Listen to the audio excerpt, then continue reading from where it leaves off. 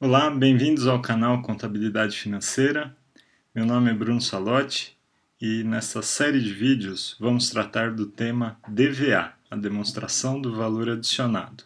Vamos iniciar com os conceitos básicos, tratando do que é a DVA, vamos falar um pouco sobre o seu histórico e a sua relação com a DRE.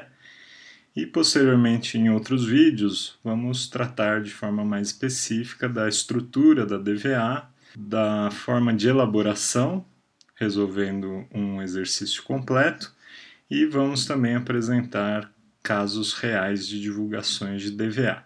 Muito bem, então inicialmente vamos começar conceituando a DVA. A DVA é uma demonstração contábil que converge para uma visão econômica. Por quê? Porque ela demonstra a riqueza, que é chamada aqui de valor adicionado, criada por uma empresa, seja ela qual for, e de que forma essa riqueza está sendo distribuída para os diferentes interessados nessa riqueza. Então é importante destacar que a DVA não tem nada a ver com o EVA, o EVA, que é o Economic Value Added ou valor adicionado econômico, que também usa essa palavra valor adicionado, mas o EVA é uma medida de valor adicionado específica para o acionista, quanto a empresa está adicionando de valor residualmente para o acionista. Aqui não. A DVA é uma visão mais abrangente da riqueza que a empresa está criando e de que forma ela está distribuindo para os diferentes interessados. E, portanto, como existe essa relação entre a visão econômica da empresa, a gente pode dizer que o valor adicionado da DVA é uma espécie de PIB, porém medido no nível da empresa, no nível da entidade, ou seja, é uma espécie de PIB microeconômica. É claro que os critérios que a economia utiliza para o cálculo do PIB não são necessariamente os mesmos critérios utilizados no cálculo da DVA. Porém, conceitualmente, a gente pode imaginar essa alusão para entender a correlação entre os conceitos. E como é que a gente prepara a DVA? A gente vai ver isso em mais detalhes ao longo deste vídeo e dos demais, porém vocês vão ver que a DVA nada mais é do que uma espécie de reorganização da DRE, ou seja, a maioria dos números são extraídos da DRE, porém com critérios diferenciados e eventualmente alguns recálculos que a gente vai ter que fazer. Bom, então um pouco do histórico dessa demonstração para a gente entender o contexto dela, como é que ela apareceu aqui no Brasil e por que as empresas hoje estão divulgando essa demonstração. Importante inicialmente destacar que a DVA, desde 2008, ela não era uma demonstração obrigatória. Ela passou a ser obrigatória a partir de 2008 com a Lei 11.638 de 2007, sua divulgação sendo feita pelas companhias abertas. Porém, desde 97 já existia um modelo, que era um modelo criado pela FIPECAF, e esse modelo, na verdade, ele estava sendo utilizado para que a revista Melhores e Maiores pudesse ser elaborada. A FIPECAF estava elaborando a revista Melhores e Maiores desde essa época e tinha interesse de elaborar o ranking das empresas com base em medidas de valor adicionado.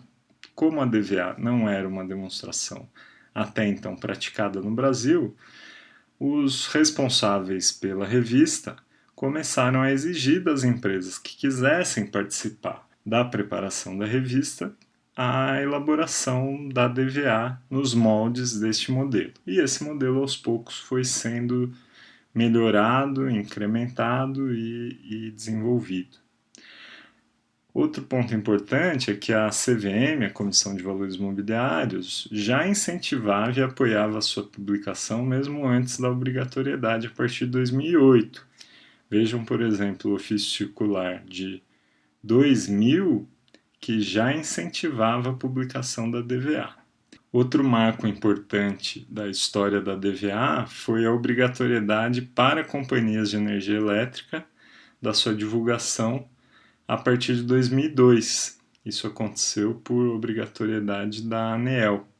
E, finalmente, a resolução do CFC de 2005 normatizou até então uma demonstração que estava sendo praticada pelas empresas, estava sendo divulgada também, mas não havia até então nenhum normativo, apenas aquele modelo da FIPECAF que era exigido para a revista e que era público. As empresas tinham conhecimento e a CVM apoiava, e a partir de então o CFC editou essa resolução que é bem alinhada ao próprio modelo inicial da FPCAF, criado em 97.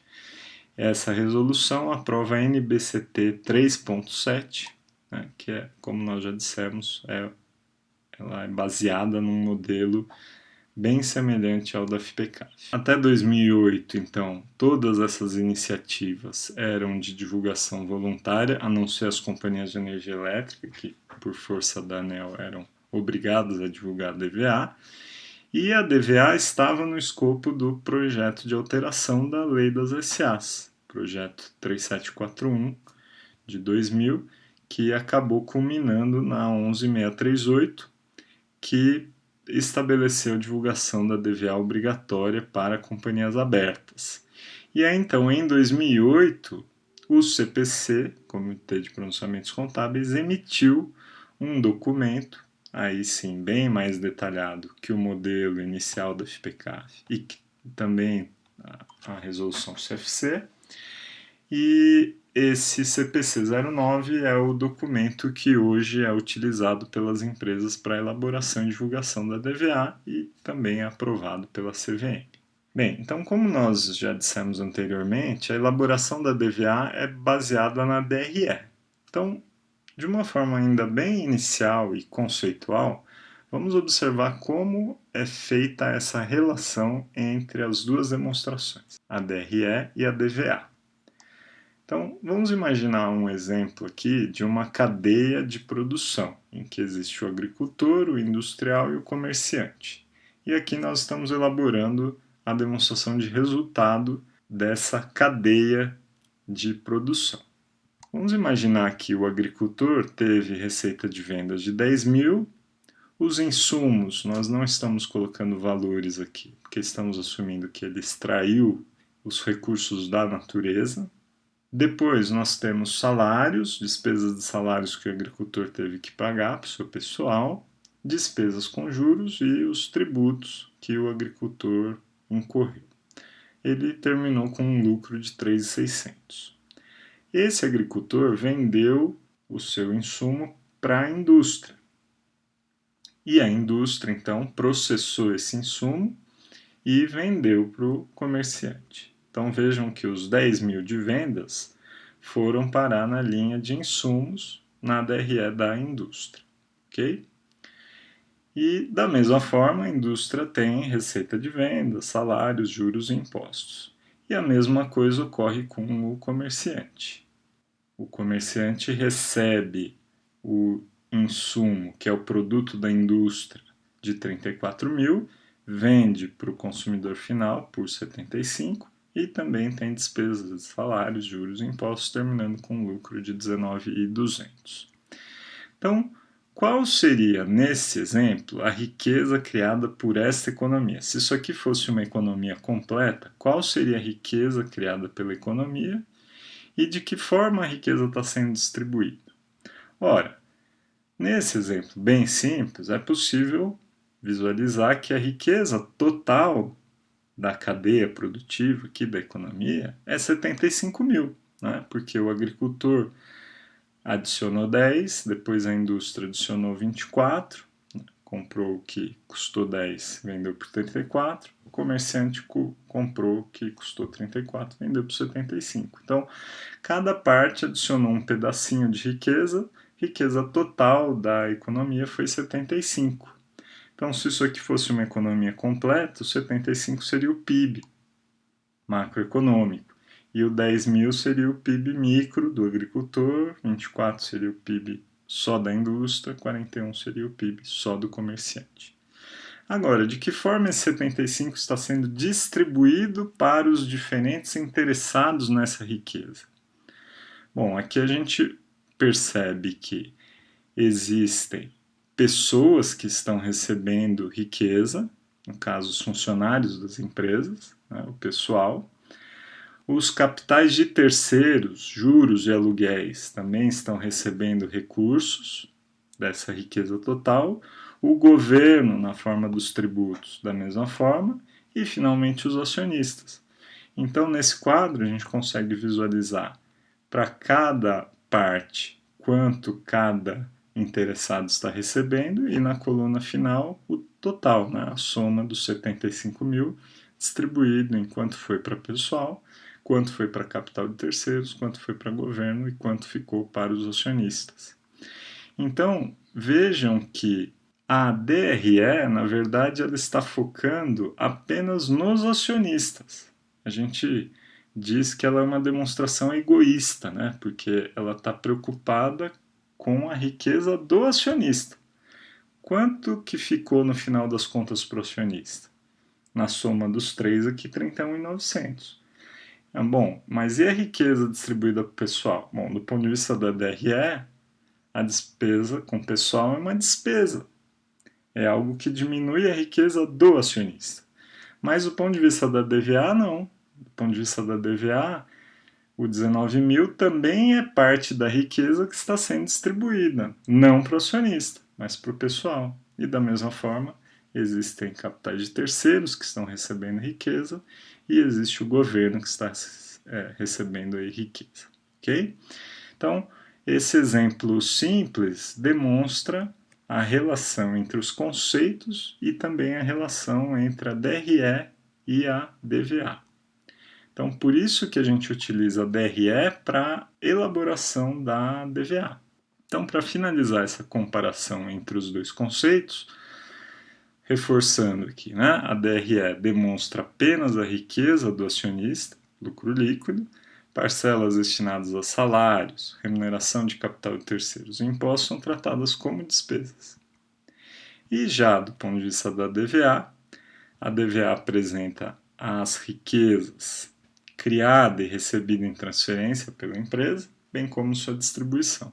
Esse conceito de riqueza recebida em transferência nós não abordamos nesse vídeo por enquanto, mas nos próximos vídeos a gente vai entrar em maiores detalhes. Quando a gente tem, por exemplo, um resultado de equivalência patrimonial na DRE, é uma riqueza que está sendo recebida pelaquela empresa, mas não foi criada por ela. Ela está distribuindo, mas ela recebeu em transferência, né? Então, existe esse conceito que nós vamos abordar nos vídeos seguintes. E a DVA também vai apresentar a distribuição dessa riqueza, né? Para pessoal, para governo, para os credores e para os acionistas. Então, vistos esses conceitos iniciais, nos próximos vídeos a gente vai estudar em maiores detalhes a estrutura da DVA. Posteriormente, vamos trabalhar com um exemplo numérico mais completo. Este que a gente apresentou aqui estava bem simplificado.